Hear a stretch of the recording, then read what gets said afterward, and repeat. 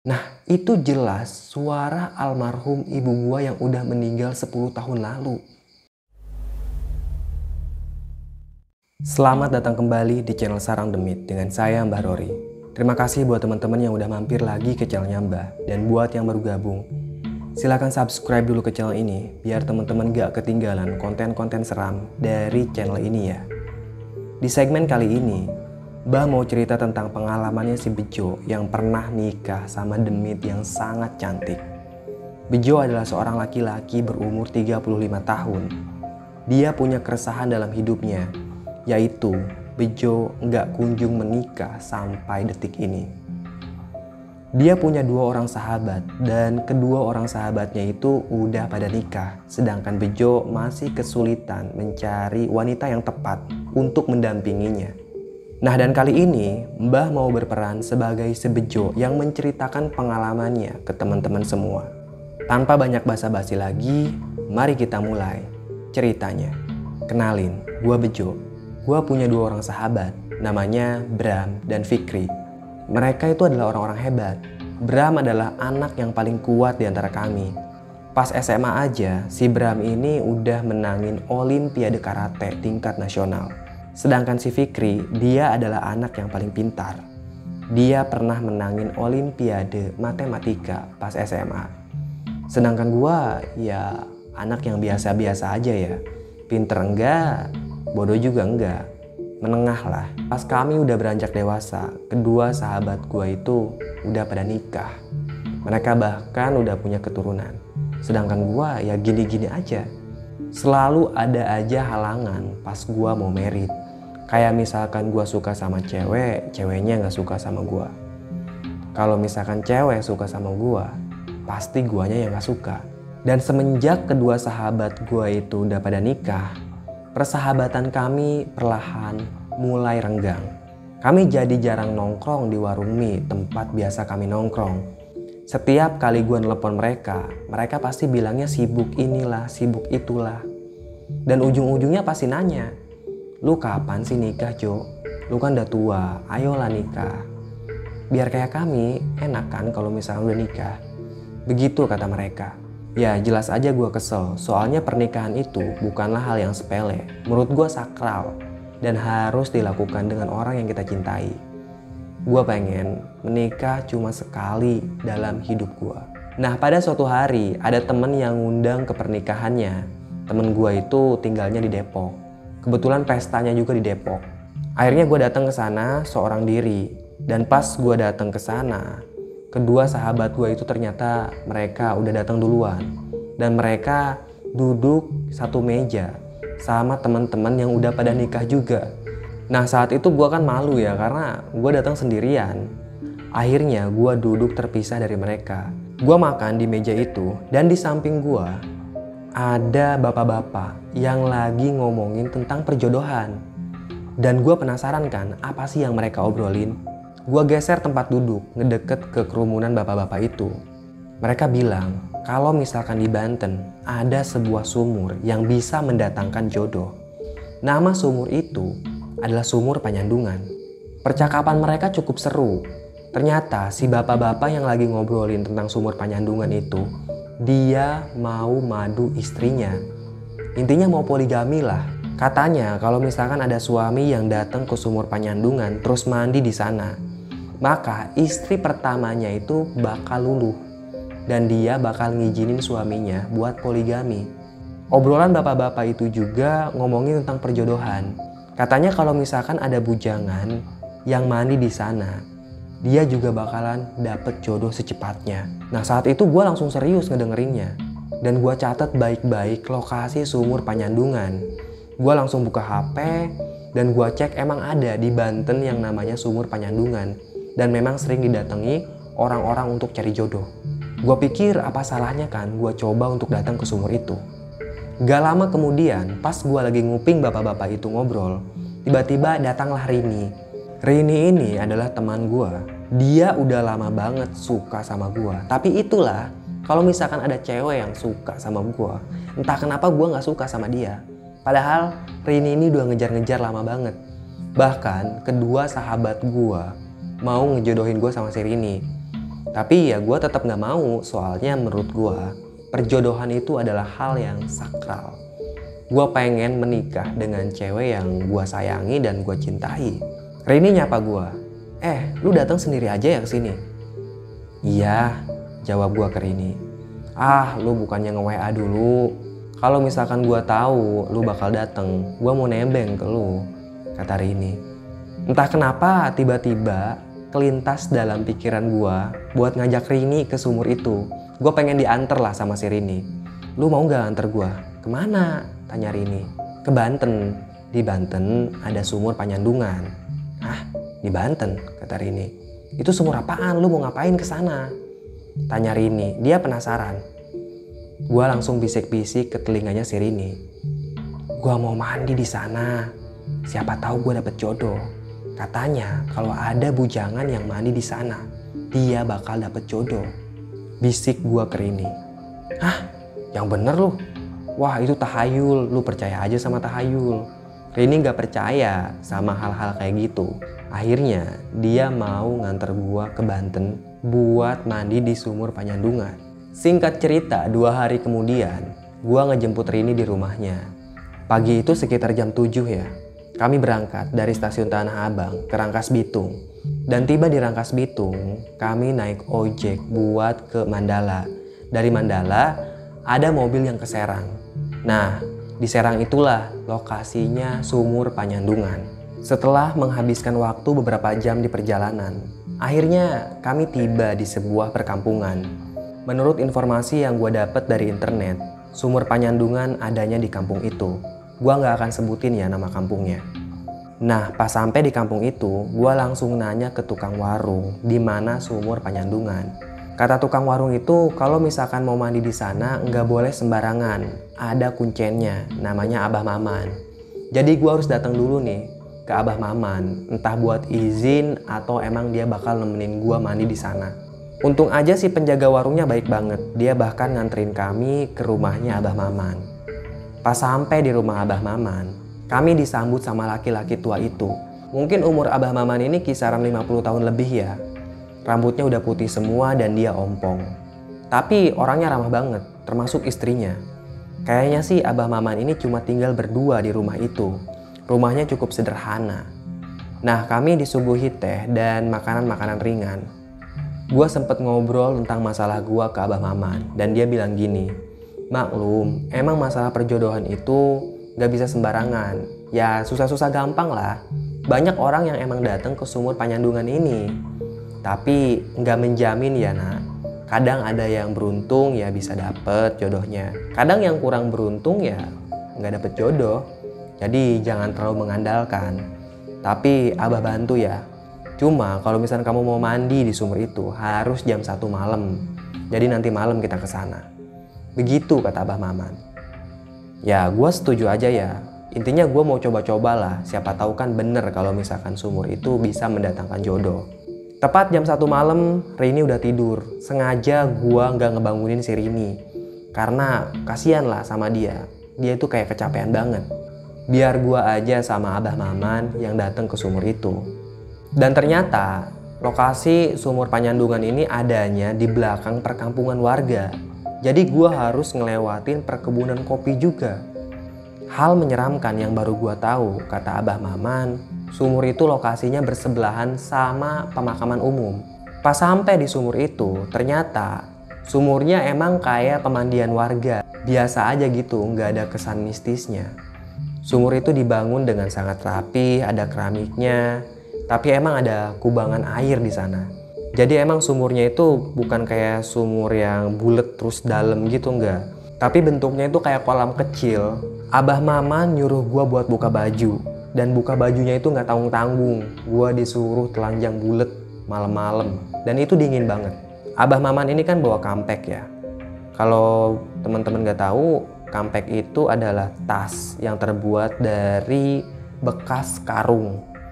Nah di dalam tas itu Abah Maman mengeluarkan sajenan, terus kemenyan. Dia langsung duduk sila menghadap sumur itu, terus dia bakar kemenyan. Udah gitu dia baca-baca mantra. Saat itu gue gak tahu apa yang harus gue lakuin. Akhirnya gue duduk di samping Abah Maman dengan keadaan telanjang bulat. Itu dingin banget. Nah, dan sekitar 5 menit kemudian, tiba-tiba aja gue ngeliat ada sosok perempuan yang berdiri di antara pohon-pohon kopi. Gue heran, siapa perempuan itu? Dia kelihatan cantik banget, tapi wajahnya serem. Dia ngeliatin gue dengan tatapan datar.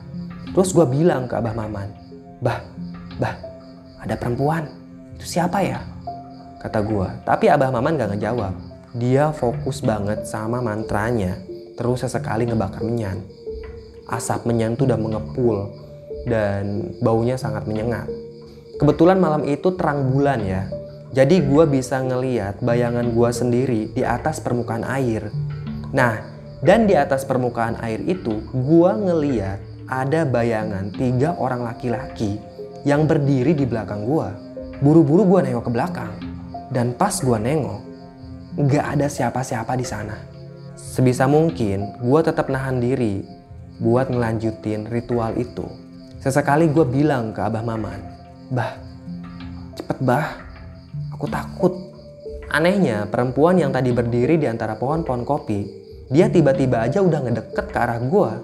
Gue gak tahu kapan perempuan itu jalannya. Dan saat gue ketakutan, tiba-tiba aja gue ngedenger suara almarhum ibu gue menggema di langit-langit. Begini suaranya. Bejo, kamu ngapain di sana, nak? Pulang, nak, jangan di sini. Nah, itu jelas suara almarhum ibu gue yang udah meninggal 10 tahun lalu. Gue langsung berdiri. Terus gue pakai baju. Dan pas gue mau pergi, Abah Maman nahan gue. Jangan pergi dulu, ini udah mau selesai kok, kata Abah Maman. Kita baru aja mau ngelakuin ritualnya, kata Abah Maman. Dia nyuruh gue untuk duduk lagi. Terus gue tanya, tapi wanita itu siapa? Tanya gue ke Abah Maman. Dia bilang, kamu jangan takut, itu cuma penunggu sumur ini, kata Abah Maman. Pas gue nengok lagi ke wanita itu, tiba-tiba wanita itu udah hilang, entah kemana. Abah Maman ngambil gayung yang terbuat dari batok, terus dia mandiin gue pakai air sumur itu. Bener-bener dingin, gue sampai menggigil. Habis ini apa ritual yang harus saya lakukan? Tanya gue ke Abah Maman. Setelah ini kamu harus tapa sampai pagi. Nah, kalau misalkan kamu lulus di pertapaan ini, maka ritualnya udah selesai. Ingat, bakal banyak yang ngegoda kamu. Jadi kamu harus tetap fokus dan jangan sampai tergoda. Gak lama setelah dia mandiin gua, dia pun pergi gitu aja. Gua bener-bener takut sendirian, tapi mau gimana lagi ya? Yang namanya bertapa ya memang harus sendiri. Gua ngeberaniin diri buat tetap duduk di depan sumur itu. Banyak banget godaan yang gue alami malam itu. Kayak gue ngedenger suara almarhum ibu gue yang teriak-teriak nyuruh gue pergi dari sumur itu. Akhirnya gue mencemin mata dan tetap fokus buat bertapa. Selain suara almarhum ibu, gue juga ngalamin gangguan-gangguan mistis lainnya. Tapi untungnya gue bisa ngelewatin semua godaan itu dan subuh pun tiba. Abah Maman kembali ke sumur Panyandungan. Pertapaan gue udah beres dan pagi itu juga gue pulang. Seminggu setelah gue mandi di sumur Panyandungan, gue mulai ngalamin hal-hal aneh. Anehnya apa? Masa gue mimpi 10 kali berturut-turut dan mimpi itu semuanya sama. Gue ngeliat seorang wanita yang manis dan cantik sedang berdiri di pasar malam. Gak ada yang beda dari 10 mimpi itu. Gue juga ngeliat ada bus pariwisata dan bus pariwisatanya bertuliskan rombongan ziarah Syekh Asnawi. Gue gak tahu siapa itu Syekh Asnawi. Karena penasaran, gue cari di internet. Dan ternyata benar, Syekh Asnawi itu adanya di Caringin, Labuan. Karena saat itu gue penasaran banget sama 10 mimpi yang sama. Akhirnya gue pergi ke Pandeglang, tepatnya di Labuan. Dan di sana yang bikin gue heran, ternyata memang benar ada pemakaman Syekh Asnawi. Beliau adalah ulama besar asal Banten yang selalu ramai dikunjungi para penziarah. Dulunya Syekh Asnawi ini juga pejuang yang melawan Belanda dan sempat dipenjarakan oleh Belanda. Pantas saja banyak orang yang ziarah di sini. Pas gua tanya ke salah satu warga di sana, ternyata benar di Caringin itu ada pasar malam. Wah, gua semakin yakin kalau misalkan mimpi gua itu adalah sebuah petunjuk. Akhirnya gue datengin tuh pasar malam. Sampai pasar malam itu selesai, gue gak ngeliat sosok wanita yang ada dalam mimpi. Asal temen-temen tahu, di mimpi itu si wanitanya memperkenalkan diri. Namanya adalah Novi. Nah, sepanjang pasar malam itu buka, gue bener-bener nyari cewek yang wajahnya mirip sama yang gue lihat dalam mimpi. Tapi gak ada. Wah, mungkin aja kan mimpi itu bohong. Tapi sebelum gua mau pulang, tiba-tiba aja gua ngeliat ada cewek yang wajahnya mirip sama yang gua lihat di mimpi. Akhirnya gua datengin wanita itu. Tanpa banyak basa-basi lagi, gua langsung todong. "Kamu Novi ya?" "Iya." "Kamu tahu dari mana ya namaku?" tanya wanita itu. "Wah, aku ngelihat kamu di mimpi, Nov." Terus si Novi juga bilang, "Oh, aku juga ngelihat kamu di mimpi," kata Novi. Gak salah lagi, Novi emang jodoh gua. Kami pun berkenalan dan akrab. Ternyata Novi ini memang udah yatim piatu. Dia tinggal di Caringin sama kakaknya. Gua sempet ngedatengin rumahnya bertamu di sana dan ngomong baik-baik ke kakaknya kalau emang gua ini ketemu Novi dalam mimpi. Semenjak saat itu, hubungan gue sama Novi makin dekat dan kami pun pacaran. Tepat di bulan kedua gue pacaran sama si Novi, gue memutuskan untuk menikahi wanita itu. Dan alhamdulillah Novi setuju, kakaknya juga setuju. Kami pun menikah. Pernikahan gue itu berlangsung sangat meriah.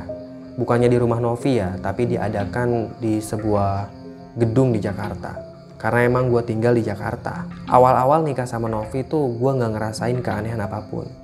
Tapi di suatu malam, gue nemuin keanehan. Waktu itu jam 2 malam, gue kebangun, tiba-tiba aja si Novi gak ada di tempat tidur.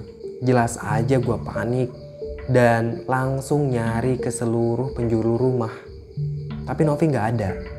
Dan ternyata dia lagi ada di depan rumah sambil ngomong sendiri. Wah, gue kaget kan. Kenapa si Novi ini ngomong sendirian? Dan kebetulan kan di rumah gue itu ada sebatang pohon mangga ya di sana. Nah, si Novi berdiri di dekat pohon mangga itu, terus dia kayak marah-marah sama seseorang. Gue langsung keluar dan gue bilang, "Kamu kenapa, Nov? Kamu ngomong sama siapa?" tanya gue. Si Novi langsung nervous. Terus dia bilang kalau misalkan dia bisa ngelihat hantu. Terus dia bilang, "Tadi ada demit yang mau masuk rumah kita, tapi udah aku usir kok. Ayo kita tidur," ajak Novi. Saat itu gue ngantuk dan ya mengiyakan aja apa kata Novi. Kami pun tidur. Makin lama gue mulai curiga ada sesuatu yang gak beres sama si Novi.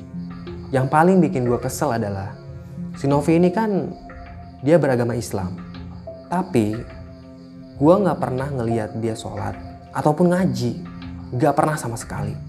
Dan gue mempertanyakan hal itu. Suatu malam abis Isya, gue sengaja ngaji Yasin di rumah. Dan tiba-tiba aja Novi ngedatengin gue. Katanya kayak gini, "Ngajinya nanti aja ya, aku lagi sakit gigi."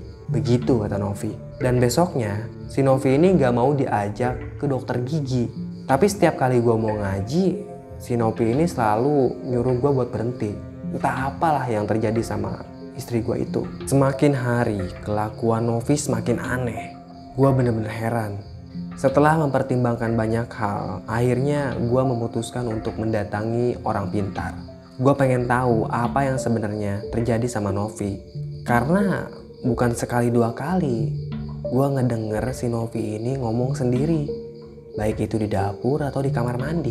Orang pintar yang gue datangi itu namanya Ki Handoko. Ki Handoko memang sudah terkenal. Dan itu juga gue dapat rekomendasi dari si Bram. Tanpa gue tanya, tiba-tiba aja Ki Handoko bilang gini, kamu itu menikahi Dedemit yang umurnya udah 3000 tahun. Nah, dan Dedemit itu adalah seorang perawan tua yang gak nikah-nikah. Gak ada yang mau nikahi Dedemit itu. Dan akhirnya kamu dijodohkan. Makanya kalau misalkan mau datengin tempat keramat, lebih baik hati-hati. Saran Ki Handoko. Ki Handoko pergi ke kamarnya dan pas dia keluar, dia memegang sekepal garam. Garam itu dibungkus pakai kertas putih. Taburin garam ini di rumah. Terus ceraikan istrimu. Kamu gak bisa nikah sama Demit, kata Ki Handoko. Ya gue nurut aja kan. Pas tiba di rumah, gue ngeliat si Novi udah nangis. Ya feeling gue, si Novi ini pasti udah tahu apa yang mau gue lakuin. Saat itu Novi langsung ngaku kalau dia memang Demit penghuni sumur Panyandungan. Gue langsung lempar muka Novi pakai garam dan wujudnya pun berubah menjadi sosok genderuwo. Dan saat itu juga dia ngilang entah kemana. Novi gak pernah kelihatan lagi di rumah. Terus garam sisanya gue taburin di sekeliling rumah biar dia gak balik lagi. Wujud Novi emang udah gak ada. Tapi gue bilang kayak gini, Novi, mulai hari ini kamu aku ceraikan. Gue pikir setelah gue menceraikan si Novi, masalah udah selesai. Tapi dugaan gue salah. 2 minggu setelah perceraian, gue ngedenger ada tangisan bayi di depan rumah gue. Pas gue buka pintu, ternyata bener aja ada bayi di depan pintu rumah. Itu adalah bayi perempuan. Jelas aja gue bingung, ini bayi siapa? Dan dari kejauhan tiba-tiba aja ada wujud Novi.